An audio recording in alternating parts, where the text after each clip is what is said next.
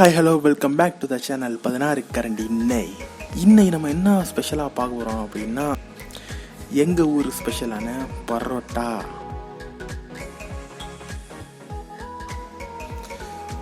அந்த பரோட்டாவுக்கு நமக்கு என்னெல்லாம் தேவை அப்படின்னா போகிற போக்கில் சொல்கிறேன் அப்படின்னு நோட் பண்ணிக்கோங்க.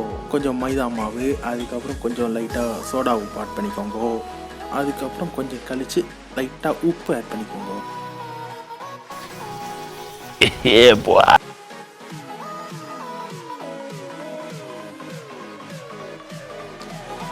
அரை கிலோ மாவுக்கு 2 முட்டை சேர்த்துக்கலாம்.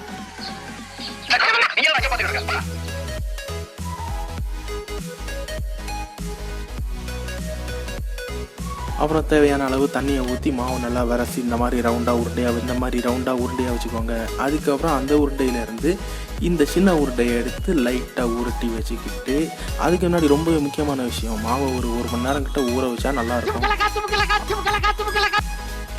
அப்புறம் நம்ம இந்த சின்ன உருண்டையை எடுத்து நல்லா உருட்டி பரட்டிட்டு சுற்றி வச்சிட வேண்டியதுதான். இதே மாதிரி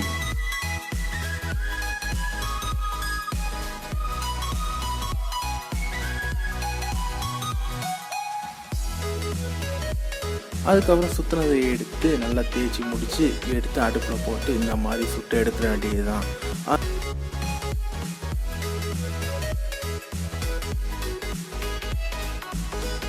அதுக்கப்புறம் ஒரு 4-5 பரோட்டாவை எடுத்து சேர்த்து வச்சு இந்த மாதிரி டம்முன்னு அடிச்சுக்கோங்க.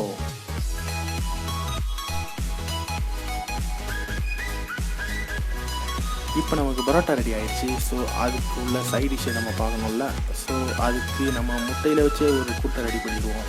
சட்டியை எடுத்து வச்சு அதில் கொஞ்சம் ஜீரகத்தை போட்டு, அதுக்கப்புறம் கொஞ்சம் சின்ன வெங்காயத்தை எடுத்து வெட்டி போட்டுருங்க. அதுக்கப்புறம் ஒரு தக்காளி வெட்டி போட்டுருங்க.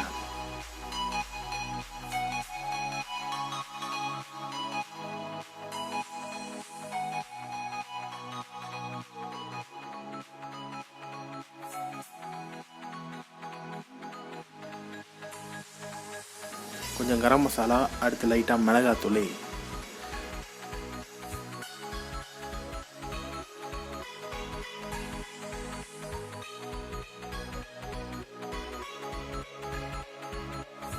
அடுத்து கொஞ்சம் தேவையான அளவு தண்ணியை விட்டு லைட்டாக கொதிக்க விட்டுருங்க.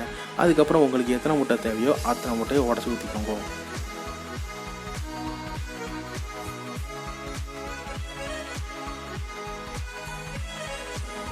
அப்புறம் நம்ம லைட்டாக இந்த மாதிரி கிண்டி விட்டுக்கணும். அப்போ தான் நமக்கு முட்டை மிக்ஸ் ஆகும். ஸோ கொஞ்ச நேரத்தில் எந்த கூட்டம் நமக்கு ரெடி ஆகிடும். ஸோ 2 சேர்த்து வச்சு இறக்கிற வேண்டியது தான். இந்த மாதிரி ஒவ்வொரு நாளும் ஒவ்வொரு டிஷ்ஷை நம்ம பார்க்க போகிறோம். அதுக்கு நீங்கள் எங்கள் சேனலுக்கு சப்போர்ட் பண்ணுங்கள். இந்த வீடியோ உங்களுக்கு பிடிச்சிருந்தா லைக் பண்ணுங்கள், ஷேர் பண்ணுங்கள், கமெண்ட் பண்ணுங்கள். பாய். ஒரு 16 கரண்டி நெய் எடுத்து, சரிங்க, அதுல 6 கரண்டி நெய்ய உள் சைடு அப்படியே லேசா விளாவி விட்டு